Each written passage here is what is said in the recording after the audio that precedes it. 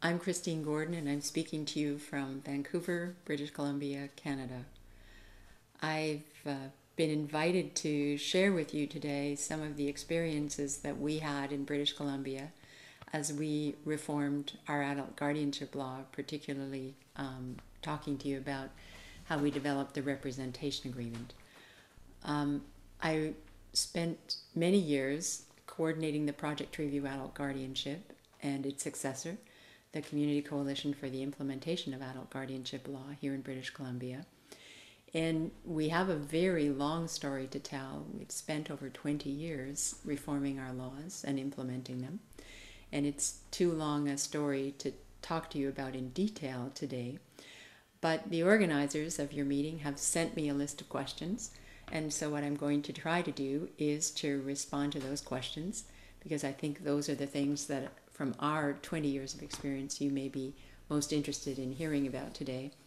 And I will refer to the questions, maybe not answer them in the order that I received them, but I will refer to each of those questions if I can and try to give you the answers that I hope you need for your discussions today.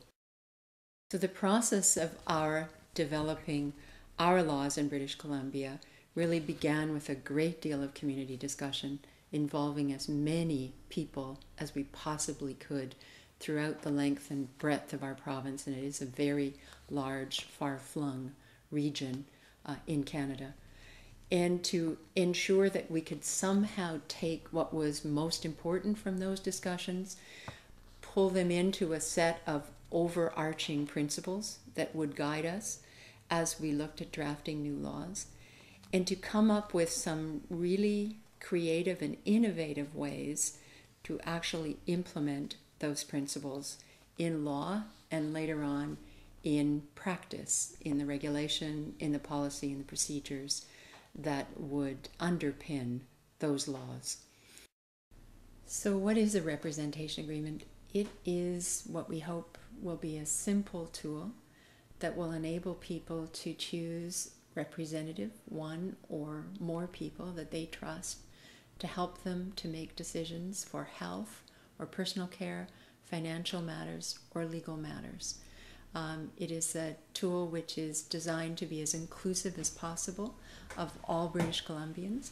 It enables people to make a representation agreement who may not be able to make any other kind of legal contract. It does not specify what's known as a front-end test of capability. Instead, it enables and presumes capability for everyone who makes a representation agreement, and also specifies that even if people cannot communicate in traditional ways, that should not be a factor in determining their capability.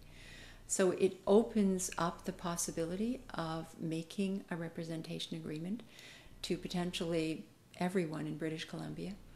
And it also ensures that if a representation agreement is challenged on the grounds that the grantor of the representation agreement was incapable of making it, that when capability is being examined, that there be many factors taken into account in looking at whether or not a person is capable. And some of those factors are described in the legislation, and they include whether or not a person can indicate choices and preferences, whether or not there is a long-standing, trusting relationship between the grantor and the people who've been chosen to be the representatives, whether or not a person knows that they are making an agreement.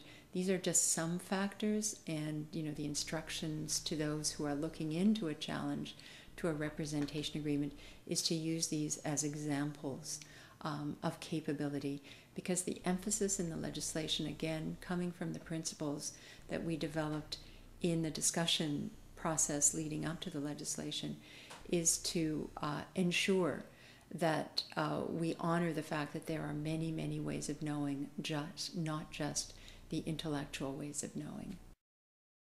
Integral in the representation agreement are a number of safeguards.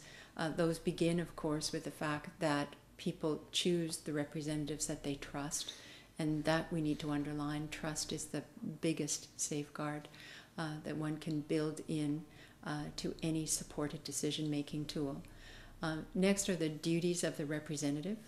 The duties of the representative are very explicit in our law, and we take those duties very seriously as part of the public education that we do around the representation agreement. So first and foremost, the representative needs to represent the adult's beliefs and values, and needs to look to the adult first for making the decision. And when that's impossible, to ensure that the representative is speaking for that adult's beliefs and values and their desires in any decision that's being made. We also have built in the regulations component of the Representation Agreement Act a number of safeguards around financial transactions. Most of the time in government, their concern was around financial abuse. We have built into the representation agreement a number of regulations which guide the use of the representation agreement in financial transactions, and really restrict the use of the representation agreement to routine financial transactions. We also have introduced the monitor into the representation agreement. Monitors are compulsory for people who are making a representation agreement involving financial transactions, and so this ensures that if someone is engaged with a representative for financial transactions, there is a monitor who can be there to enable communication, who can be there to ensure that the representative is following his or her duties. There are also some safeguards built into the back end, in the sense that if somebody feels that a representation agreement is being used in an abusive way, anyone can register a challenge to the representation agreement, and it is the role of the Office of the Public Guardian and Trustee to follow up on those complaints. Spend a moment here talking about why the absence of a capacity test was important in British Columbia. And I think, first and foremost, it was important because it made the representation agreement inclusive, so that we didn't have a group of people who would be marginalized, who would not be able to make this kind of agreement by virtue of the fact that they might not be able to pass a front-end test of capability, that is, understanding the nature and effect of an agreement on any given day. And that was reiterated for us very strongly in our community discussions, that the tests of capability that exist right now are seriously flawed. And to use those to prescribe who could make a representation agreement would mean that we would not achieve our objectives of ensuring the broadest possible self-determination in our province. Another question is that I've been asked is, how does the absence of capacity testing at the front end work in practice? And essentially how it works in practice is that many people can make a representation agreement. They don't need to consult a legal professional in doing so. They do need to undergo a fairly rigorous process of completing the representation agreement form and ensuring that a number of certificates are filled out, and including the certificate that a representative fills out to declare that he or she knows what their duties are, the certificate of any monitor that is attached to the representation agreement, the certificate of any witnesses, and there are witnesses that must be involved in ensuring that the person signing the representation agreement is doing so freely. So there is a certification process, if I can call it that, that a person goes through. And those certificates must all be in order for a representation agreement to be seen as a legal document. One of the questions I've been asked is about how the representation agreement relates to Mental Health Act in British Columbia. And one of our hopes when we were drafting the representation agreement is that the representation agreement would override any of the prescriptions of the Mental Health Act. because one of the ways in which a representation agreement can be used by a consumer of mental health services is to enshrine in the representation agreement a great many of the insights that they have gained from the courses of treatment that they've followed. And one thing that consumers of mental health services told us very clearly during the consultation process, during the development process of the representation agreement, was the fact that they had gained a great deal of insight into their illness that they needed to share, and that one of the problems with the existing Mental Health Act was it cut out their ability to share it at a time when they needed it most.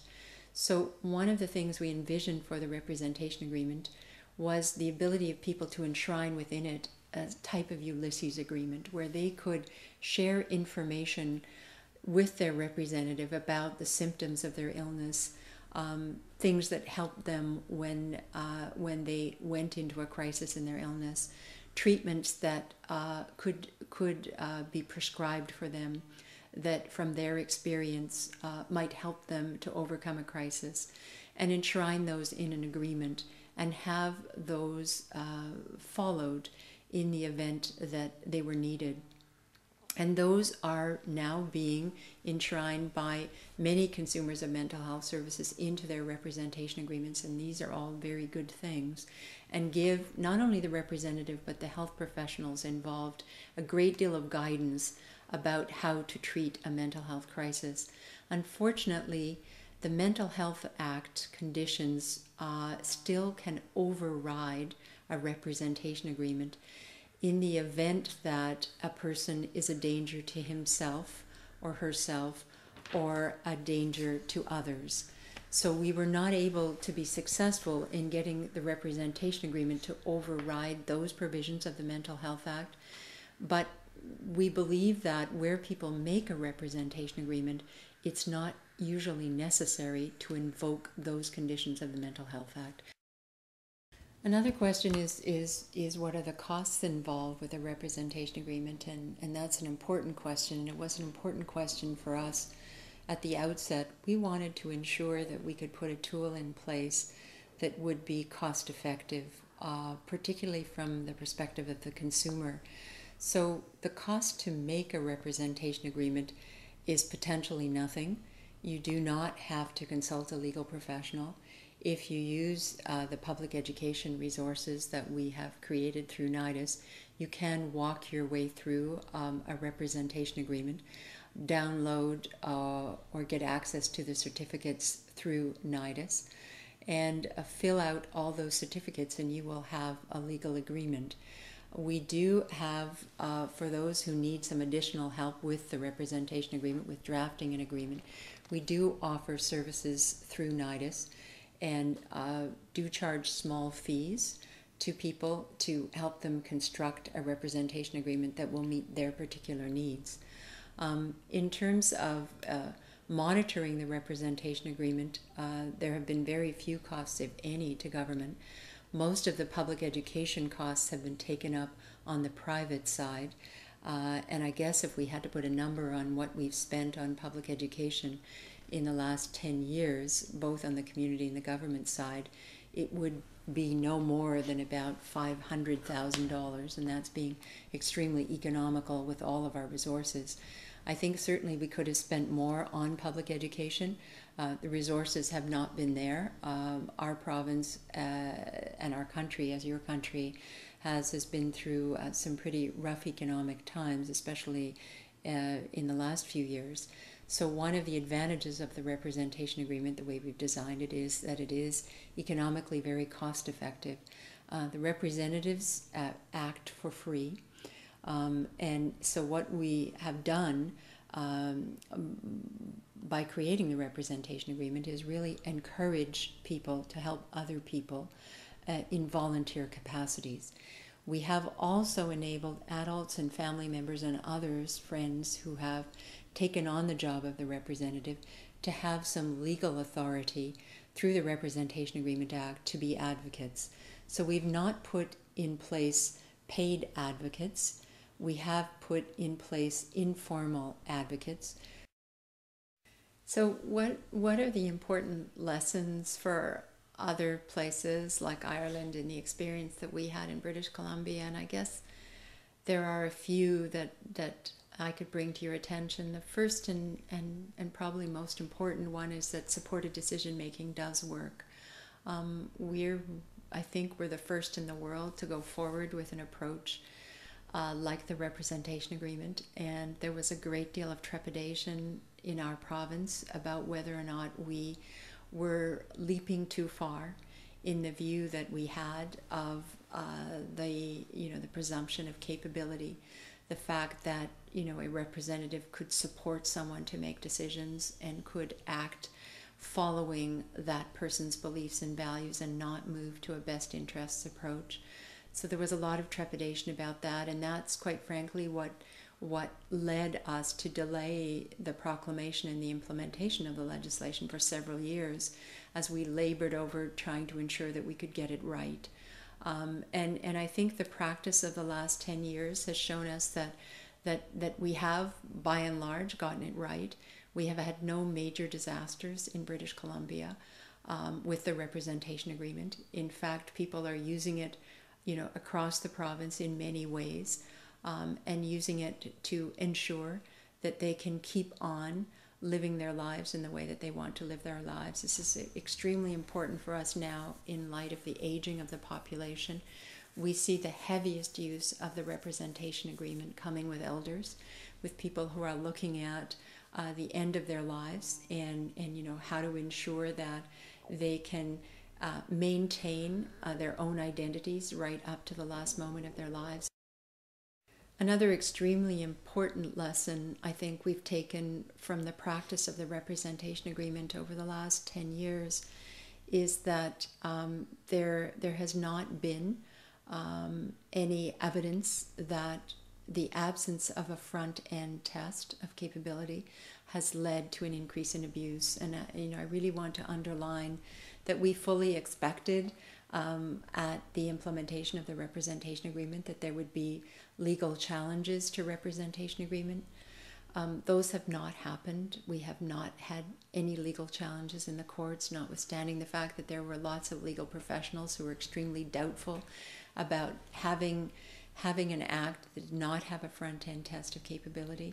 So I think that is reassurance for people who are nervous about the fact that a new view of capability can be enshrined into law, are nervous about the potential for abuse, that in fact that has not been the case here in British Columbia.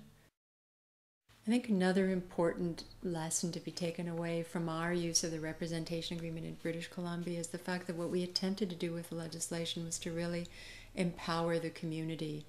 And I think we've seen with the representation agreement that all of the care that we took in drafting the laws and later on trying to build in policies and procedures that would come from the ground up is that we have relied on the community to really put into effect the representation agreement, to form networks of support around people who might be isolated, to volunteer to be representatives, to use the very best practices in drawing up the representation agreement, to really take seriously the duties of the representative, to volunteer to be monitors, to oversee agreements, and to help to improve the communication between the representatives and grantors, to engage others in the community in learning how to be representatives. So all of that we've done with the representation agreement is really to enable excellent community development processes which enable people to look out for one another. I don't think that we could have done that. I don't think we could have gotten the support that we have received from the community, the voluntary support we've received from the community, if we had drafted laws that had been prohibitive or prescriptive. Instead, we drafted laws that were enabling. And I think the community has recognized that and has rallied around the fact that the representation agreement gives them opportunity to help other people. I guess when we think about the representation agreement in British Columbia, the thing we're proudest about is not only that we use such a community-driven and careful process in developing the representation agreement, but the fact that we were far, far ahead of our time. We were 20 years ahead of the UN Convention. But we recognized in all the discussions that we had in British Columbia that if we were going to, after 100 years of not making any reforms to our adult guardianship laws, that if we were going to make reforms, we had to make reforms that really recognized all that we were learning about not only capacity, but how people live in community, that we absolutely had to reflect that in our new laws. And it was quite a struggle to do so, and it has been a struggle because we had to overcome a lot of old thinking about how people who are vulnerable to public guardianship live in the community, how all of us make decisions, how we could ensure that we could build safeguards around an ethical process for supported decision making. What is supported decision making? We had to answer a lot of questions that 20 years ago, quite frankly, hadn't even been thought about. So we were very much at the very early stages of what I think now has been a much more common discussion around the world. I think one of the most important things that we did with the representation agreement is we didn't consider capability or understanding capability as something that belonged only to people who are vulnerable to guardianship. We recognized that it applied to all of us, that the way we all make decisions is to make them interdependently. And that's what we built into the legislation, really bringing laws into accordance with how we all live in community as human beings. And that became a very important and I think primary lesson coming out of the representation agreement, is that if we had hived off a small group of people, those people who might be vulnerable to public guardianship, and made a law just for them, I don't think we would have succeeded. What we did in crafting these new laws was to recognize that we needed to make a law for everybody, for every person, because all of us make decisions, important decisions in our lives, using people that we trust. And I think we've seen with the practice of the Act that everyone is opting for a representation agreement no matter what their starting point.